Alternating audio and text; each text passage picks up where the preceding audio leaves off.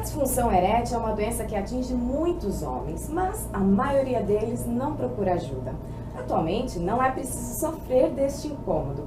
Para saber as causas, basta fazer um diagnóstico. Vamos conversar com o andrologista, Dr. Carlos Araújo, que vai nos explicar o porquê que isso acontece. Doutor, como chegar nesse diagnóstico?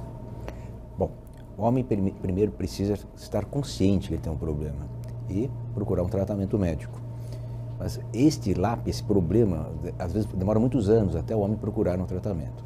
Sempre acompanhar sempre com a sua companheira, conversar, discutir em casa e conversar com um médico de confiança, pode encaminhar para um especialista ou o próprio médico pode tratar.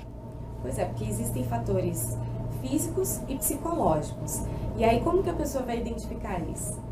Até um tempo atrás, me discutia isso, quanto que era físico, quanto que era psicológico. Costumo falar que quem falhou uma vez vai ter um problema psicológico sempre entre ele e a companheira. Todo homem que falha tem um problema psicológico, mas atrás disso pode ter um problema físico.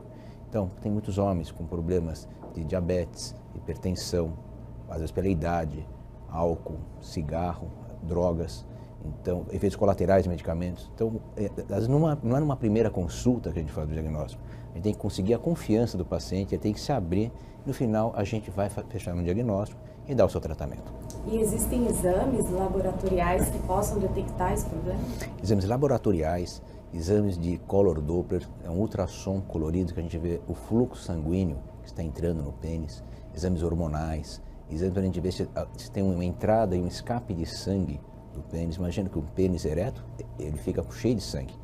Existem problemas onde o sangue escapa desse pênis, tem um distúrbio veno-oclusivo. Então, e é um fator de problemas, muitas vezes é só um problema psicológico, o homem fica muito ansioso, libera adrenalina e não consegue ereção.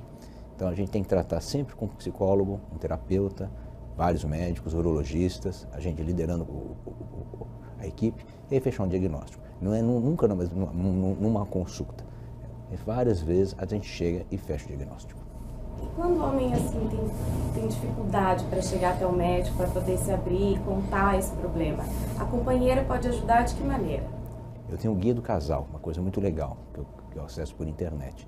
Que muitas vezes a mulher não entende, ela acha que será que não tem mais vontade de ter relação comigo? Não, às vezes tem um problema físico.